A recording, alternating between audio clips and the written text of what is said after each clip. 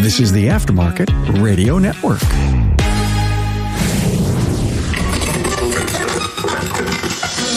Hey, what do you do when a disgruntled customer wants to know why your shop is more expensive than the one down the road? Are you educating customers on the value of your services? Do you feel like you got to defend your profitable business model? Does the shop down the road, which has the crazy low price, realize their business won't be worth its value when it's time to sell? Hey, Carm Capriotto here. Glad to have you by from the Aftermarket Radio Network. Let's dive into this great topic with Reggie Stewart. Thanks to our partners, Apex and Shopware, for providing you this episode. You know, Apex 2022 will again feature Repair Shop HQ with you in mind. That's right. This one-stop destination is to meet the product, equipment, and training needs of shop owners, managers, and technicians. It's all happening at Apex 2022, November 1st through the 3rd in Las Vegas. Hey, be there. And to register, visit aapexshow.com/register. The training schedule is out and very, very impressive. Remember, also make your hotel recommendations on the Apex website, the aapexshow.com website.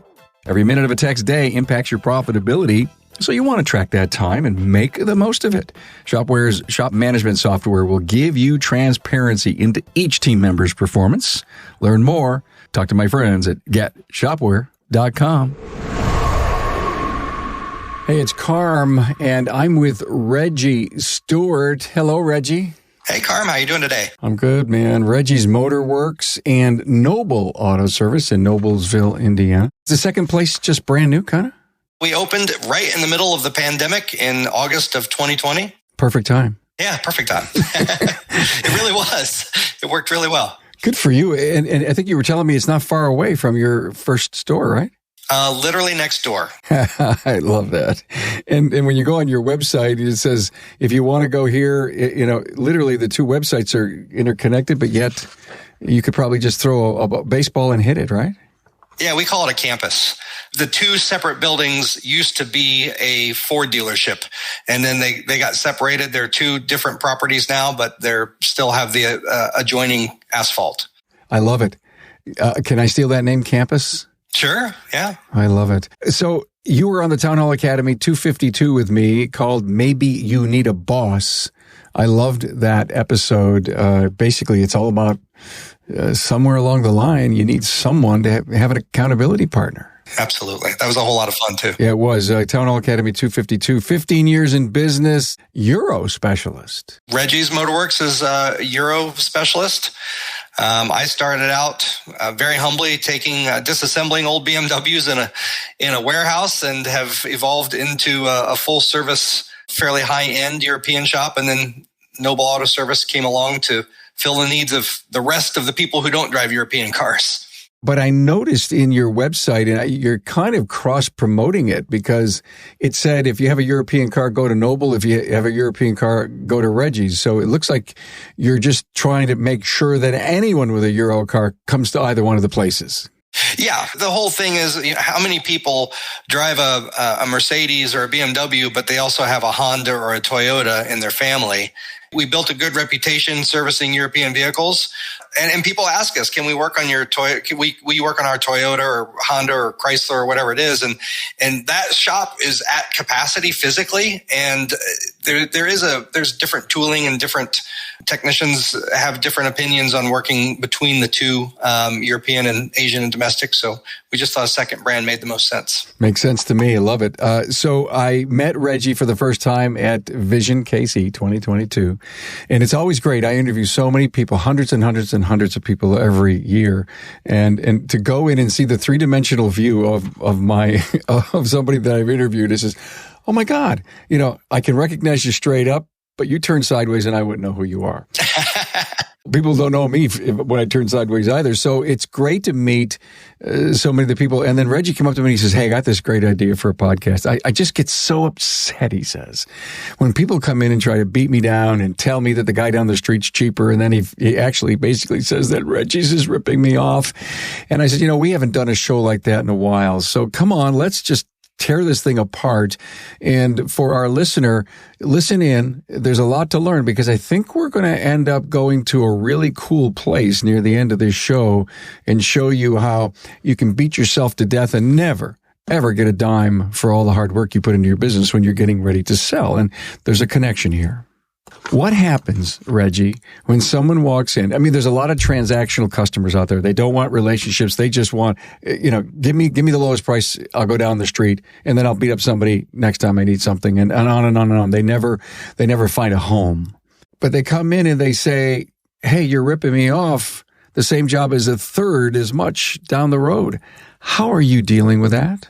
Well, it's pretty demoralizing, or it can be, for the service advisor that's in communication with that customer, because, from a management standpoint and from a business standpoint, and even in our industry right now, the trend is charge what you're worth. And there's a lot of movements to raise your rates and be competitive.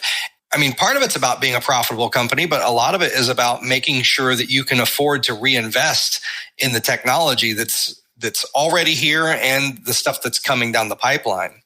So when you have a client that comes in and says, you looked at my car, you told me I need these things, and let's just say it's a water pump, and you quoted me $900 for it, and I went down to Charlie's shop, and Charlie will do it for $300. And now we're right where you said, you're trying to rip me off. You're charging 3 times as much as Charlie is. We're lucky if we get out of them that it's Charlie and not, another reputable shop. Shops that are relationship based and have all the bells and whistles.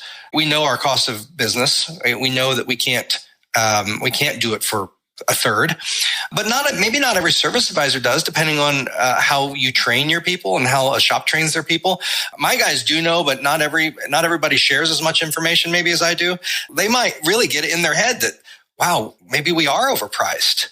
Well, how is it that that's happening? And it could be, of course, it could be Charlie's using cheap parts, Charlie's doing this, Charlie's doing that. But at the end of the day, he might be doing great work down there. But he might have paid off his building in 1987. He might have lifts that he paid off 15 years ago that are still working. And he might have 2 guys or 1 guy that worked for him that haven't had a raise in 10 years, and they're just in it with him for the long haul.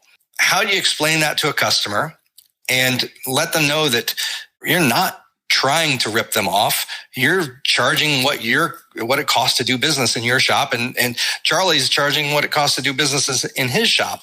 The difference is Charlie won't be able to help you when you have a check engine light based on a module on a CAN bus. Hey, if you're like most people, it's becoming increasingly difficult and time-consuming to keep up with changes in the industry, especially those driven by technology.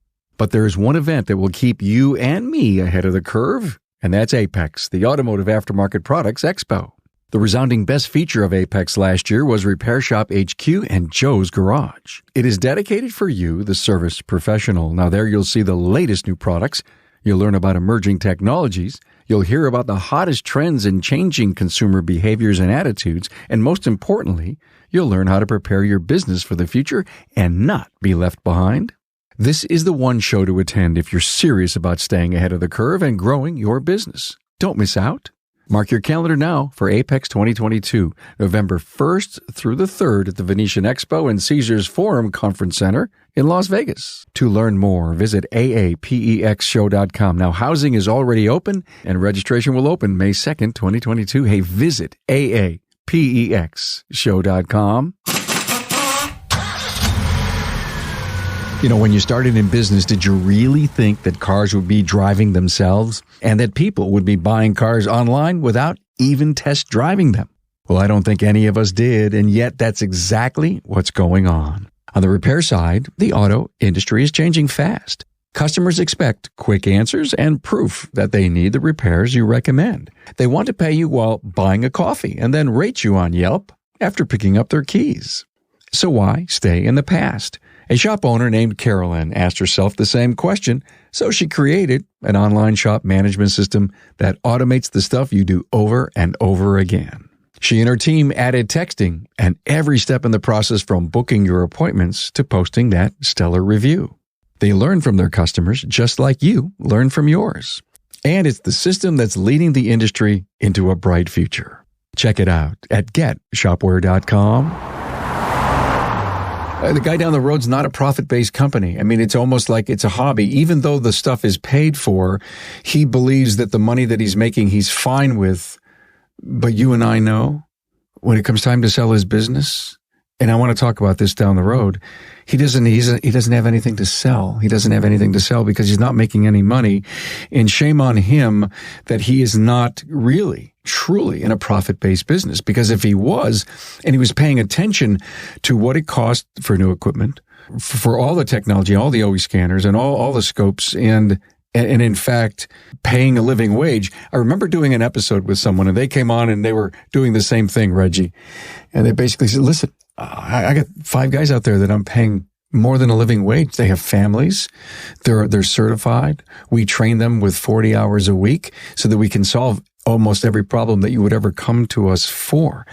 Is that an approach, by making sure that they understand that there's a difference between both businesses? Yeah.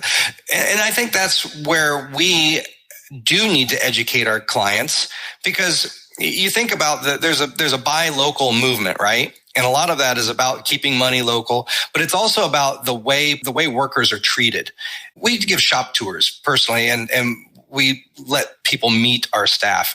But knowing that we're providing benefits and we're providing a good, safe working environment, there is a good portion of the population that value that and aren't going to beat us up for it. At the other shop, you're right. With the value of the business, I've run into this because I do look for other shops to buy.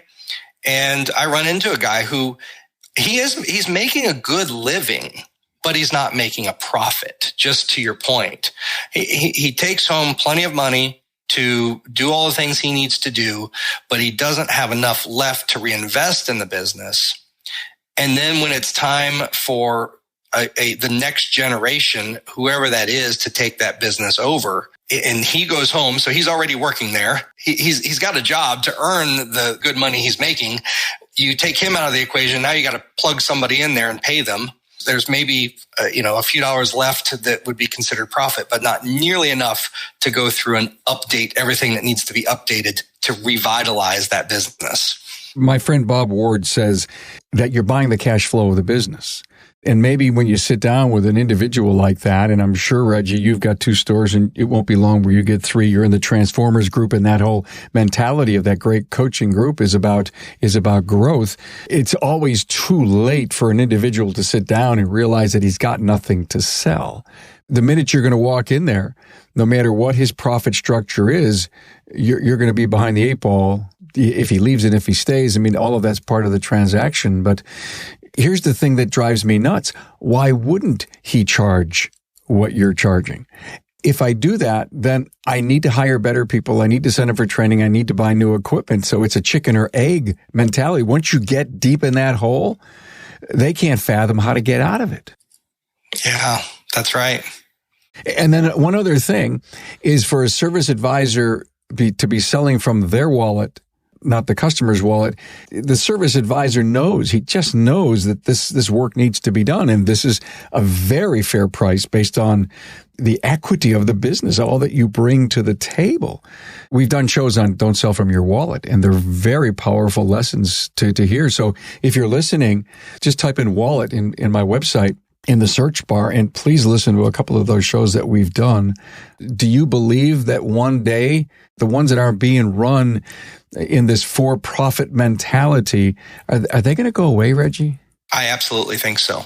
I don't think there's any other choice. They're going to run out of resources. They're making enough money to have a good living right now, but they're not making enough money to put away to reinvest in the business. And at a certain point in time, everything's going to be worn out to a point where they just can't move on. You could sell off the assets for a few bucks, but without somebody using the resources, whether they're borrowing or spending cash to reinvest in that business, then it can't continue. And with the way technology moves today, unless you're the guy that can just get by with doing brakes and suspension forever, that you just push all the diagnostic work to other shops, that's not a relationship model. It's not something I can do. I think you nailed it. I was talking to Matt Fonslow, who's got a show on the Aftermarket Radio Network. We were just chatting about this. Most recently, I mentioned this on another show this past week about getting more calls from the local shops to the shop he works at saying, what's your labor rate? And being so surprised when he says, our door rate is this, and they almost fall over. And he's a diagnostics genius. They have almost every piece of equipment you need to work on any OE, anything, right? He says, we're getting all of their work. If you're at that level, that great level, there's nothing you can't handle or diagnose, maybe it's okay to gain business from these other shops and keep that diag guy busy. Absolutely. The one thing that bothers me about the whole scenario is what it makes us look like as an industry. We're trying to get over this concept of auto repair people trying to rip everybody off. That's the thing.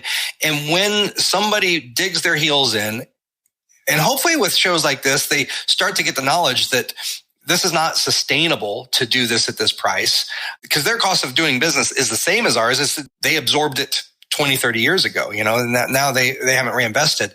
If we can get over this thing of the guy down the street saying, even throwing us under the bus, maybe they could just even say, hey, we have a lower cost of doing business. We can do things for less. We don't do computer diagnostics.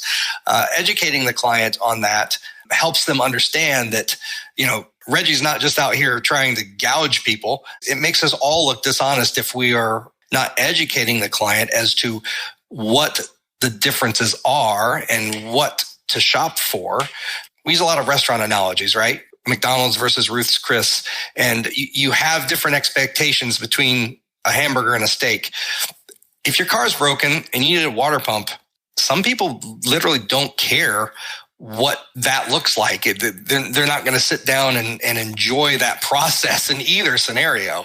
So without us as professionals educating the customer as to why it might cost more in one location than the other, then they're going to walk away with the perception that we're comparing apples to apples, which you're just not in most cases. You're so right. I mean, you can do a quick, fast water pump job, or you can do a thorough water pump job with the right parts and a thermostat at the same time, so you're not coming back, all that. Maybe the wording that we use when we talk to a customer, again, in these rare occasions where you're being challenged and you're digging down deep inside to explain, if you will, your vision, your mission, your values. Listen, we call you a client, not a customer, because you're so important to us. That the people that work for us are really technicians, no matter if they're just starting out with us or not, because what we do today is so much more technical than down the road that you'd be going to. What about the fact that they may have a garage, but we have a facility. We have changing rooms. We have, lunch rooms. Look at our waiting room. Look at our clean bathrooms, garage versus facility. Maybe that's another word to use. Training and non-training. I mean, the fact that our guys have to meet a minimum standard of training. They need to be certified. Those may be the words without challenging why they do what they do. It's just set the value prop of what it is that we do, but use all of that in the right wording. All the top shops that I know of would have gotten rid of the old, ugly terminology. And then when you walk into a place, look through the window and in the shop, I'm about ready to get white lab coats for our guys. Because what it is that we do, it's all high-tech stuff, including as the future evolves into brakes and into electronic steering and on and on and on. That's why our rates are what they are, and that's why we have to get paid, because of the continual investment we make in our people and our facilities and technologies. And even if you lose the customer, a feel-good moment. You believed your pitch. The customer didn't, but you did, because you're you, and you've built this thing, and you can't sell everybody, can you? No, not at all. And nor should you. There's a shop for every client and a client for every shop. There are people who are just better suited in that little hole in the wall. And when I look at other shops' reviews that aren't mine, good shops, high-end shops with a high cost of doing business, and I see that negative review, they're reviews that are like blatantly saying that you're trying to pull one over on me. I believe there's some dishonesty in our industry, but I don't believe it's nearly what is perceived. I do think there is a lack of quality communication in our industry that is camouflaged as dishonesty, if that makes sense. You can go to a place that has an improperly trained service advisor that will tell you you need XX things on your car. They'll do a proper quality inspection. They might even take pictures, but in the presentation, it just gets, Presentation sounds cheap, or the presentation sounds cloudy, or the presentation sounds like he doesn't even believe it in himself, and he's trying to sell me something that I don't need.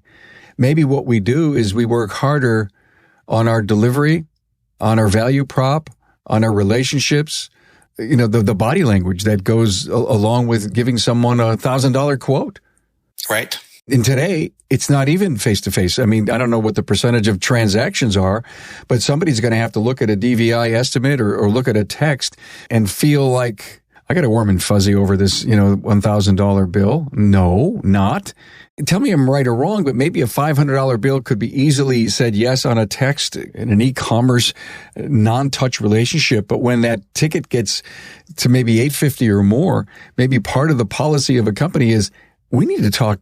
If it's not face-to-face, maybe we need to do a FaceTime, or we need to at least have a phone call with the customer and explain why we're at this number.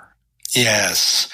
I think that's a huge topic, having those conversations, because we're in a transitional place, in my opinion. I've had a client that was never been to our shop before that approved $4,200 worth of work on a Mini.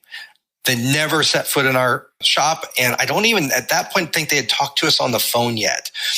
And it makes me nervous. Like, what kind of trouble can we get into there if we don't have that personal conversation and communication? That one went over really well, but the next one, there's people that have in our DVI clicked approve, and they weren't 100% under the understanding that they were like committing to do this work. So a follow-up phone conversation would vastly reduce the chances of somebody making a mistake. I'm a curious guy because I always want to learn from, no matter what size transaction, what did we do good? Maybe what didn't we do good? I would have loved to have asked that customer, did you shop this? Were you planning on keeping this? So an investment of $4,200 was not bad based on what I have to buy a new car for. Wouldn't you want to know, number one, why they picked you and why that $4,200, it was like a walk in the park to them, it seems. Yeah, you do want to know because, somebody who's dedicated to a used car, a car that has some age on it, somebody who has the financial resources to take great care of it and keep it like new, and somebody who understands the value of repairing a car versus spending how many tens of thousands of dollars to replace it. So getting into their head a little bit just from a marketing standpoint is really important. There's cases where there's businesses that aren't worth anything. In fact, I had this theory a few years ago. I wonder, and I don't know where we're at today, how many shop owners that have been in the business for 30, 40 plus years, their buildings paid off, how many of them would make more money if they just leased out their building and went home, or make the same amount of money and not actually have to work every day? That would be something, that'd be an interesting study. My gut tells me a whole lot. Me too. I've looked at a lot of numbers from shops that fit that demographic, and more times than not, they're either not paying rent or they're not paying enough rent. Of course, if I buy the property, it's worth 10 times what they paid for it, and I'm going to have to mortgage that. All of a sudden, that overhead goes way up. And then everything else is, everything's worn out. It's that scenario. And I hope that you have listeners that are picking this up that are not maybe quite ready to go home yet, and they can make some improvements in their business. I think I speak for most anybody who's wanting to expand their business. I would rather pay more for a business that the owner's not there every day and has real profit than I would for a shop that's a major fixer-upper. We've done so many shows that explain this, Reggie, in extreme detail as to what people are willing to pay for a business and what the multiple would be. And there's a lot of people out there that don't quite realize that. And that is, if the cash flow is $150,000 out of the business, there's a net profit out of this $1 million business of, say, 15%. Well, people would be willing to pay 2.5 to 3 times that net profit for the business. which is why so many people are going for multiple stores today, having them run so well, the owner not being the centerpiece of the business, working a few less hours, bringing on an operations or general manager. By the time you're at your third or fourth store, the multiple goes up. And that's the key. The profit should go up commensurate with the profit that you've been making right along for all the businesses, but that pool of money goes up. But the fact that you're running such a great business that you don't need to be at every day makes the person who wants to come in and buy those pay more for it. And if you're a single shop, as kind of we talked about, we've been floating that whole idea around in this episode that it's more of a hobby. It's more of grocery money. Our whole job here on Remarkable Results Radio is to bring this business acumen to the industry. Now, there's top shop operators that probably already turned off the episode because they say, I love Reggie. He's a great guy. I love Carm. Love listening to them, but I got this. And they say, I'm going to go on to the next show that Carm has, and maybe I can learn something from there. But if you're still with us because you're having that outer body experience, you're looking in the rearview mirror of the car, you're saying, really, it's all about me. The message is strong here. It's going to take a couple of years to turn the business around, but start. And it's not just raise your rates. It's raise your rates and reinvest. If you just keep doing what you're doing and for another 5 or 6 years, you're going to be no better off than do this thing now.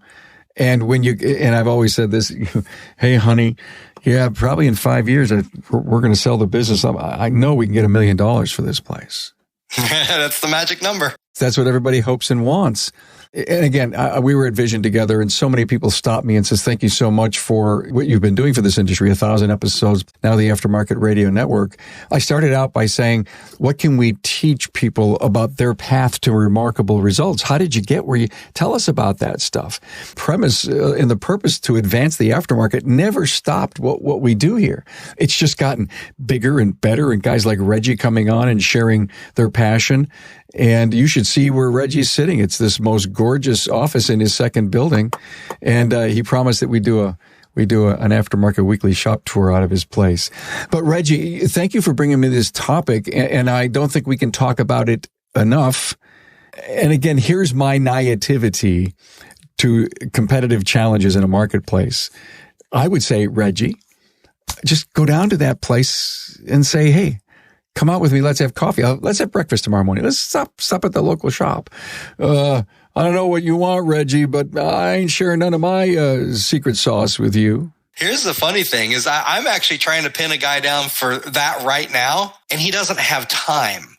He can't get away from his business. There is no such thing as secret sauce. And the secret sauce in my mind has always been, he doesn't want to share with you that he's failing and that he hasn't cashed a couple of paychecks. He can't pay his parts bill, that he's got 2 guys ready to quit. And if you could sit across from that person, Reggie, and say, I've been there. I've absolutely been there.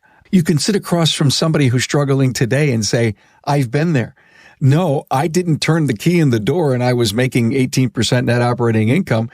I did many of the things wrong too until I discovered this and found that. And, and I got myself a coach. And I've always been on this soapbox to say, please, top shop operators, you know who the people are that are struggling in your town. You drive by them, stop in, shake his hand, say hello, look around. Who knows? He could look at you as a potential person that could buy his business. And I think you would rather pay him a little bit more for his business because it's successful than a little bit less because it's a hole in the wall. Certainly. Well, thank you, Carm. I appreciate everything you have done for the industry. And these shows, I mean, they've built me up. They've been part of my stair step up. And I know you've made a huge impact on lots and lots of both young and old shop owners that are just trying to make their businesses better. And, hopefully episodes like this just help move the needle a little bit more. Well, thank you so much. And I'm glad to have you come on and, if you will, rekindle this issue of why is the shop down the road 1/3 than me? And then what do you tell your customer when they challenge you? So, we went a million different places, but it was good. It was healthy. Thank you for the great dialogue. Reggie Stewart from Reggie's Motorworks and Noble Auto Service in Noblesville, Indiana. Thanks, man. You're very welcome. Thanks. Thanks for being on board to listen and learn from the premier automotive aftermarket podcast. Until next time.